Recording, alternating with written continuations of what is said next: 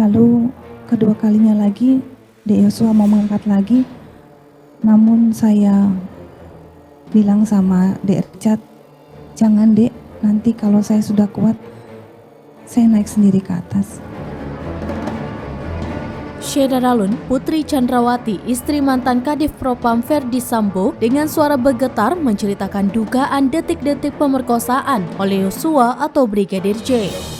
Hal itu dia sampaikan saat menjadi saksi atas terdakwa Barada Richard Eliezer Pudihang Lumiu alias Baradae, Bribka Riki Rizal, dan Kuat Ma'ruf di Pengadilan Negeri Jakarta Selatan pada Senin 12 Desember 2022. Sebagaimana diketahui, Putri Chandrawati hadir di persidangan sebagai saksi dari terdakwa Barada Richard Eliezer, Riki Rizal, dan Kuat Ma'ruf. Kesaksian Putri tentang pemerkosaan yang dialaminya ini diklaim sebagai pemicu atau motif pembunuhan Brigadir J. Menanggapi hal tersebut, psikolog forensik Reza Indragiri Amril yang juga anggota Pusat Kajian Asesmen Pemasyarakatan Poltekip angkat bicara. Saking seriusnya, sebagian ilmuwan menggunakan istilah rep trauma syndrome untuk membedakannya dengan post-trauma stress disorder.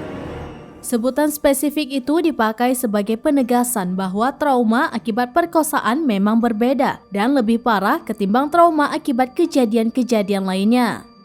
Ringkasnya, singkat sekali jeda waktu sejak momen PC diperkosa sampai kemudian PC mau bertemu lagi dengan pelaku perkosaan tersebut, dan apa yang mereka obrolkan dalam pertemuan empat mata antara PC dan Y selama sekitar 15 menit di kamar PC.